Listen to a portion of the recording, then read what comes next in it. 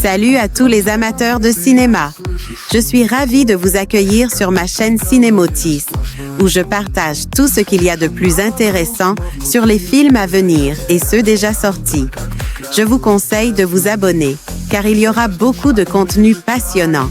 Et c'est parti. Bonjour à tous, et bienvenue dans cette nouvelle vidéo. Aujourd'hui, je vais vous parler d'un classique intemporel, Super Mario Bros.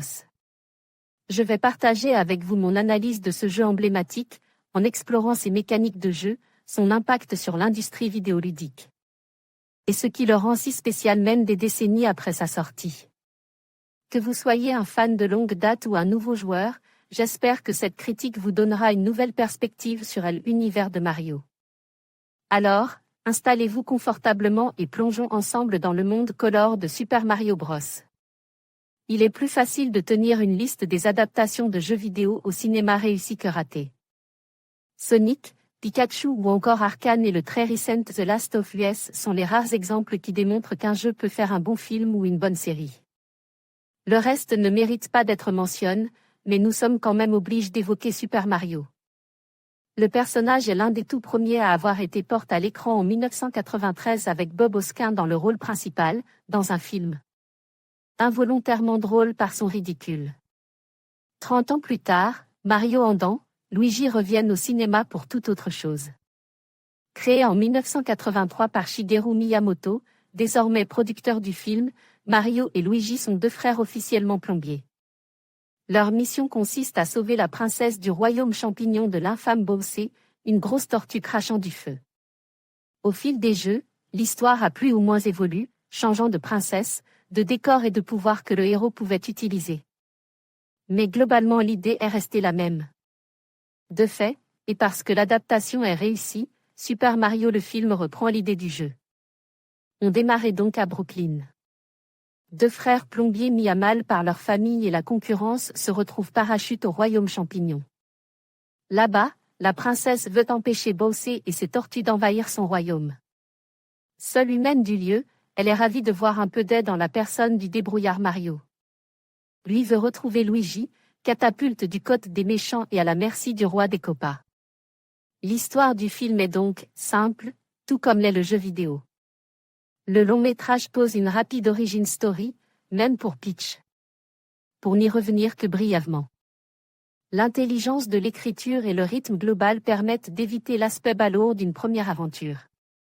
Certes, Mario a un petit parcours, on le voit échouer dans la bande-annonce, mais c'est bel et bien le héros de vos jeux vidéo qui est à l'écran, donc les chutes ne sont là que pour utiliser le concept du jeu, enchaîner les plateformes est difficile, on tombe et on recommence. Illumination, qui signe l'animation, n'est pas connu pour être un studio à l'écriture fine. C'est même plutôt de ce côté-là que leur film pêche, mais Matthew Vogel s'en tire ici avec les honneurs. La simplicité de l'histoire laissera sans doute les non-gamers sur leur faim. Mais en réalité, Vogel a compris l'univers du jeu et il pioche dans près de 40 ans de références, touchant à la fois les vieux nerds mais aussi les jeunes joueurs, Mario Chat. L'univers de Mario est tellement foisonnant qu'il dépasse le stade du caméo, profitant simplement de ce que les différents jeux ont à offrir. On ne peut que vous recommander d'y aller en famille, pour que chacun y trouve son compte. Super Mario Bros. Le film est l'association de Nintendo, Forcement, d'Illumination pour l'animation et des réalisateurs américains. Connu pour faire du super-héros Aaron Horvath, Teen Titango, et Michael Jelenic, The Batman, Cosmoca 2011, une alliance efficace. Qui permet des moments très drôles, Bowser est un peu spécial et très dans l'esprit de Teen Titango, certains semblant sortis d'un spin-off des Mignons. Le résultat fonctionne étonnamment, comme quoi le studio a bien fait d'accepter de travailler sur une franchise. Un mot enfin sur la version française, peut-être la plus célèbre du monde depuis le premier teaser. Là où la version américaine utilise un Chris Pratt peu inspire qui abandonne toute incarnation, la VF a été confiée à Pierre Tessier. Le comédien, qui avait déjà donné sa voix à Pikachu, joue intelligemment le personnage. Il se débarrassait de l'accent italien ridicule, et son absence est justifiée dans le scénario, mais il garde les intonations et passe du grave à l'aigu comme il faut. Le reste des comédiens fait un boulot fantastique, Benoît Dupac en Luigi, Audrey Sourdive en Peach et Jérémy Covillo en Bowser. Et même le célèbre Donald Renew, Titeuf, Spider-Man, vient passer une tête dans le rôle du sorcier Kamek. On ne va pas se mentir, Super Mario Bros. Le film est un ravissement. Drôle, rythme, fidèle, joli. Les superlatifs ne manquent pas pour qualifier cette toute première production Nintendo. On ne peut que vous recommander d'y aller en famille. Si vous aimez les champignons, vous n'en sortirez que grandi. Super Mario Bros. De Aaron Horvat et Michael Jelenic, sorti le 5 avril 2023.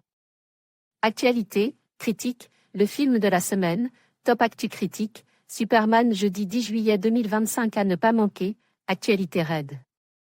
Sonia, la bande-annonce jeudi 10 juillet 2025 actualité, nos vidéos, rencontres, séries, top actu Spilvan, rencontre avec Makoto.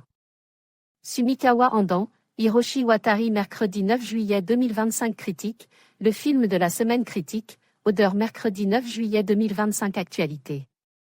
Critique, le film de la semaine, top actu critique, Superman jeudi 10 juillet 2025 à ne pas manquer, actualité Red Sonia, la bande-annonce jeudi 10 juillet 2025 actualité, nos vidéos, rencontres, séries, top actu Spilvan, rencontre avec Makoto Sumikawa End. AMP, Hiroshi Watari mercredi 9 juillet 2025. En conclusion, Super Mario Bros. Reste un pilier indémodable du monde du jeu vidéo, alliant innovation et accessibilité. Bien que certains aspects puissent sembler datés, son influence sur le design de jeu et sa capacité à captiver des générations de joueurs sont indéniables. Que vous soyez un fan de longue date ou un nouveau venu, ce jeu continue d'offrir une expérience ludique unique. Merci d'avoir regardé cette critique, et n'hésitez pas à partager vos propres réflexions sur ce classique intemporel.